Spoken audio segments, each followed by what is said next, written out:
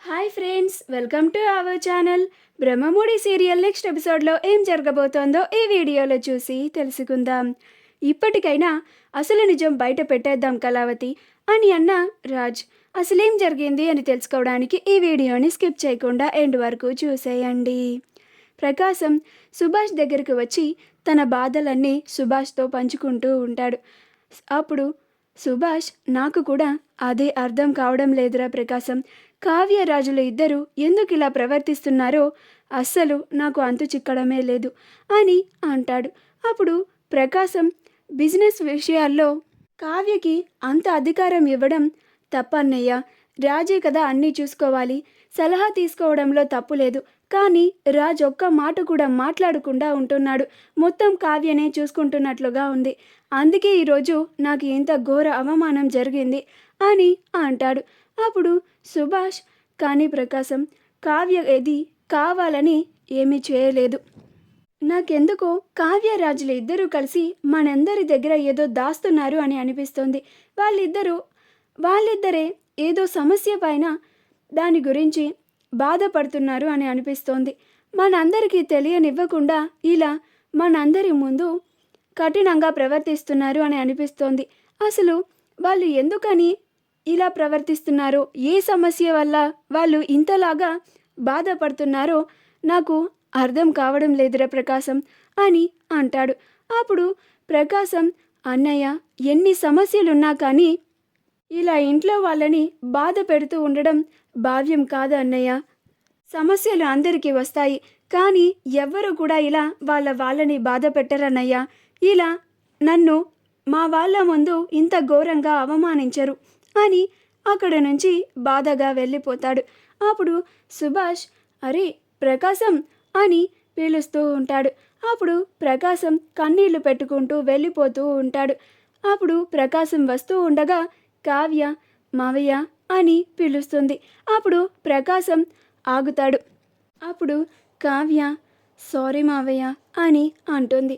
అప్పుడు ప్రకాశం అలానే బాధపడుతూ తన మొహాన్ని కావ్య వైపు కూడా తిప్పకుండా అలానే నుంచొని ఉంటాడు.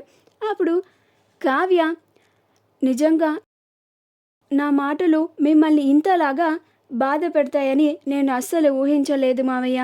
ఐఎమ్ వెరీ సారీ మావయ్య అని అంటుంది. అప్పుడు ప్రకాశం ఏమీ పట్టించుకోడు. అప్పుడు కావ్య ప్రకాశం చేయి పట్టుకొని, నిజంగా ఐఎమ్ వెరీ రియలీ సారీ మావయ్య. నేను కావాలని మిమ్మల్ని అవమానించాలని అలా చేయలేదు. కోపంలో అలా అనేశాను. నేను మిమ్మల్ని అలా వేరు చేసి మాట్లాడాలి అని కూడా అలా చేయలేదు మావయ్య అని కాళ్ళు పట్టుకోబోతుంటే అప్పుడు అక్కడికి ధాన్యలక్ష్మి వచ్చి, ఏంటమ్మా ఇది, అందరి ముందు ఘోరంగా అవమానించి ఇప్పుడు ఎవ్వరి లేనప్పుడు వచ్చి సారీ చెప్పి అయిన గాయానికి వెన్న రాస్తున్నావా అమ్మ కావ్య అని అంటుంది. అప్పుడు కావ్య, నేనేమి అలా చేయడం లేదు చిన్నత్తయ్య. మావయ్య గారు నేనన్న మాటలకి బాధపడుతున్నారని వచ్చి ఆయనకి క్షమాపణలు చెప్పుకుంటున్నాను. అందరి ముందు నేను మావయ్య గారిని అలా అనడం తప్పే. నేను నా తప్పుని తెలుసుకొని వచ్చి ఇలా క్షమాపణలు కోరుతున్నాను. అంతేగాని నేను మావయ్య గారిని నిజంగా బాధ పెట్టాలని ఇలా చేయలేదు అని అంటూ ఉంటుంది. అప్పుడు ధాన్యలక్ష్మి, చాలా బాగుందమ్మా కావ్య, అందరి ముందు ఏమీ తెలియని దానిలాగా చక్కగా ఘోరంగా అవమానించేశావు. ఇప్పుడేమో ఎవరు లేనప్పుడు వచ్చి క్షమాపణలు చెప్తున్నావు. నా భర్తకి ఎన్నడూ ఇలాంటి అవమానం జరగలేదు. ఆయనకి అవమానం జరిగితే ఎలా ఉంటుందో కూడా తెలియదు. ఈరోజు నువ్వు మొదటిసారి ఆయనకి అవమానం రుచిని చూయించావు. అందుకే ఆయన అంతలాగా బాధపడుతున్నారు. ఆయన మనసు విరిగిపోయింది. ఇప్పుడు నువ్వు వచ్చి నన్ను క్షమించండి మావయ్య అని అనగానే విరిగిపోయిన మనసు అతుక్కుంటుందా అమ్మ కావ్య? ఆయన ఎంతగా వేదన పడుతున్నారో నీకు అర్థమవుతుందా అని అంటుంది. అప్పుడు కావ్య, మావయ్య గారు అంతలాగా బాధపడుతున్నారనే నేను వచ్చి క్షమాపణలు కోరుతున్నాను అని అంటుంది. అప్పుడు ప్రకాశం, చాలమ్మా కావ్య, నువ్వు నాకు చేసిన అవమానం చాలు. ఇంట్లో నీ వల్ల చాలామంది బాధపడుతున్నారు. ఇప్పటికైనా నువ్వు నీ ప్రవర్తనని మార్చుకో అని అక్కడి నుంచి వెళ్ళిపోతాడు. అప్పుడు కావ్య, అది కాదు మావయ్య, చిన్న మావయ్య అని పిలుస్తూ ఉంటుంది. అయినా పట్టించుకోకుండా ప్రకాశం వెళ్ళిపోతాడు. అప్పుడు ధాన్యలక్ష్మి కూడా వెళ్ళిపోతుంది. కావ్య బాధగా ఇంకా వాళ్ళ రూమ్లోకి వెళ్ళి కూర్చొని ఏడుస్తూ ఉంటుంది. రాజు వచ్చి, ఏంటి కళావతి, ఎందుకు అంతలాగా బాధపడుతున్నావు అని అంటాడు. అప్పుడు కావ్య, నేను చిన్న మావయ్యని అందరిలో చాలా ఘోరంగా అవమానించానండి. నే వల్ల చిన్న మావయ్య కన్నీళ్లు కూడా పెట్టుకుంటున్నారు అని బాధపడుతూ ఉంటుంది. అప్పుడు రాజ్, నువ్విది కావాలని చేయలేదు కదా కళావతి, పరిస్థితులు నీ చేత అలా చేయించాయి, అంతేకాని వేరే వాళ్ళని బాధ పెట్టడం నీకు తెలియదు కదా అని అంటాడు.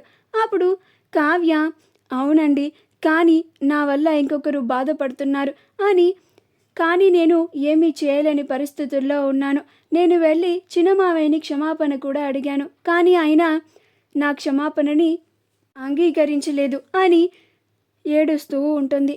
అప్పుడు రాజ్, బాధపడకు కళావతి, మనం దీని గురించి ముందే నిర్ణయించుకున్నాము కదా, మనం ఇలాగా చాలా కఠినమైన దారిలో నడుస్తున్నాము, ఇందులో చాలా గొడవలు ఎదురవుతాయి, మనం నడవడం కష్టం, నువ్వు వాటిని ఎదుర్కోగలవా అని నేను నిన్ను ముందే అడిగితే నువ్వు నాకు ఏం చెప్పావు? నేను ఎలాంటి సమస్యనైనా ఎదుర్కొంటాను, నన్ను అందరూ చెడ్డదాన్ని అని అన్నా కానీ నేను దానికి భరిస్తాను, కానీ ఈ కుటుంబం ముక్కలుగా విడిపోకూడదు అని అన్నావా లేదా? మరి ఇప్పుడెందుకు ఇంత అధైర్యపడిపోతూ ఇంతలా బాధపడుతున్నావు అని అంటాడు. అప్పుడు కావ్య, అది కాదండి, చిన్న మావయ్య కూడా ఆ ధాన్యలక్ష్మి అత్తయ్య గారి వైపే నుంచుంటారు. ఇప్పుడు చిన్న మావయ్య కూడా ఆ ధాన్యలక్ష్మి ఏది చెప్తే దానికి వత్తాసు పలుకుతారు. ఇంకా ఈ ఇంట్లో గొడవలు పెరిగిపోతాయండి, నిజంగానే ఈ ఇల్లు ముక్కలైపోతుందేమో అన్న భయం పుడుతోంది నాకు అని అంటుంది. అప్పుడు రాజ్, మరి ఇప్పటికైనా అందరి ముందు అసలు నిజం బయట పెట్టేద్దాం కళావతి, అప్పుడు నువ్వు ఎందుకు ఇంత కఠినంగా ప్రవర్తిస్తున్నావో అందరికీ అర్థమవుతుంది, అప్పుడు బాబాయ్ కూడా నువ్వు ఎందుకు అలా మాట్లాడావో అర్థం చేసుకుంటారు అని అంటాడు. అప్పుడు కావ్య, లేదండి, అందరికీ చెప్పే నిజమే అయితే మనం ముందే చెప్పేవాళ్ళం కదా, మనం ఆ అసలు నిజాన్ని బయట పెడితే నిజంగానే ఈ ఇల్లు ముక్కలైపోతుంది, ఆ రుద్రాణి గారు ఇంకా ధాన్యలక్ష్మి అత్తయ్య గారు ఈ ఇల్లుని నిజంగానే పీకి పందిరేస్తారు, ఈ ఇంట్లో రచ్చలు రచ్చలు రేపుతారు, మా ఆస్తి వాటాలు మాకు ఇచ్చేయండి, మీరేమన్నా చేసుకోండి అని అంటారు. అప్పుడు తాతయ్య గారు నన్ను నమ్మి ఈ ఇంటి బాధ్యతని అప్పగించారు, అది కూడా నెరవేరదు, నేను తాతయ్య గారికి ఇచ్చిన మాటని తప్పినదాన్నవుతాను అని బాధపడుతూ ఉంటుంది. మా వీడియో కనుక మీకు నచ్చినట్లయితే లైక్ చేయండి, షేర్ చేయండి, మా ఛానల్ని సబ్స్క్రైబ్ చేసుకోండి, పక్కనే ఉన్న బెల్ ఐకాన్ని క్లిక్ చేయడం మాత్రం మర్చిపోకండి.